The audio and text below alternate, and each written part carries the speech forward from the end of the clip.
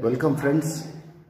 आज के इस सत्र में मैं आपको बताने जा रहा हूं कि पीजीडीटी 1 की जो पुस्तक है उसमें आप क्या क्या पढ़ें, आसानी से पढ़ें और आप अच्छे अंक पा सकें।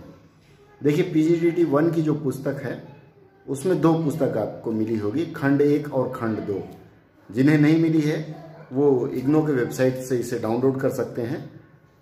खंड 1 के जो बुक 1 जो है उसमें है अनुवाद का अर्थ, परंपरा और महत्व। इसमें से आपको पढ़ना क्या क्या है, मोटी सी पुस्तक है। उसमें से सबसे पहले तो आप परिभाषा पढ़ लीजिए सारा।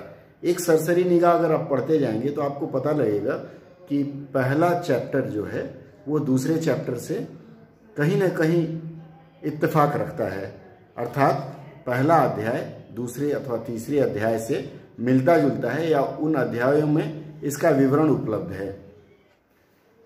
इस पुस्तक के पेज नंबर 12 में है अनुवाद व्यापक संदर्भ में। अनुवाद व्यापक संदर्भ में क्या क्या है? अंतःभाषिक अनुवाद, अंतर्भाषिक अनुवाद और अंतर प्रतीकात्मक अनुवाद। इसके अलावा लिप्यंकन और आशु अनुवाद है। लिप्यंकन और आशु अनुवाद पर आपको संक्षिप्त नोट लिखने के लिए आ सकता है। इसके अलावा ये जो 3 मैंने आपको बताया, यदि आप इसको थोड़ा थोड़ा पढ़ लेते हैं तो परीक्षा में इसको विस्तार दे सकते हैं। अब इसमें एक और अध्याय है अनुवाद क्यों। अनुवाद क्यों और अनुवाद का महत्व, इस विषय में लिखना है तो इसके ऊपर आप कहाँ कहाँ लिख सकते हैं? राष्ट्रीय एकता, सामाजिक संस्कृति में, साहित्य के अध्ययन में, अंतर्राष्ट्रीय साहित्य के अध्ययन में, तुलनात्मक साहित्य के अध्ययन में, ये एक साहित्य के अंतर्गत आ जाएगा। उसके बाद व्यवसाय के क्षेत्र में, प्रशासनिक क्षेत्र में, जनसंचार और शिक्षा के क्षेत्र में। अक्सर ऐसा देखा गया है कि जनसंचार और शिक्षा के क्षेत्र में अक्सर पूछा जाता है, एक एक वर्ष छोड़ छोड़ करके। इस बार आप प्रशासनिक भी पढ़ लीजिएगा क्योंकि प्रशासनिक के आने की संभावना अधिक है।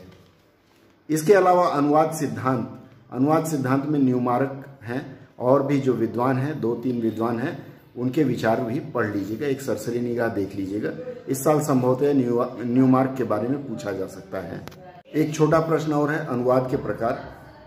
यह आपको पेज नंबर 41 में मिल जाएगा, पुस्तक 1 में ही। इसमें एक अनुवाद्यता है। अनुवाद्यता के बारे में मैं अलग से एक वीडियो में सारा विवरण डाल दूंगा। आप छोटे तौर पर यह समझ लीजिए कि जिन शब्दों का अनुवाद संभव न हो सके, जैसे रसगुल्ला, रसगुल्ला का आप चाहे कितना भी अनुवाद कर लें पर लक्ष्य भाषा में आप इसका समतुल्य शब्द नहीं दे पाएंगे। इस तरह के बहुत सारे शब्द हैं, इसके बारे में मैं अगले वीडियो में चर्चा करूंगा। फिर महत्वपूर्ण बनता है अनुवादक के गुण। एक अनुवादक में क्या क्या गुण होना चाहिए, उस विषय पर आप लोग अध्ययन कर लीजिएगा। सरसरी निगाह से यदि देख लेंगे तो कोई दिक्कत नहीं होगी, आप उसको कर सकते हैं।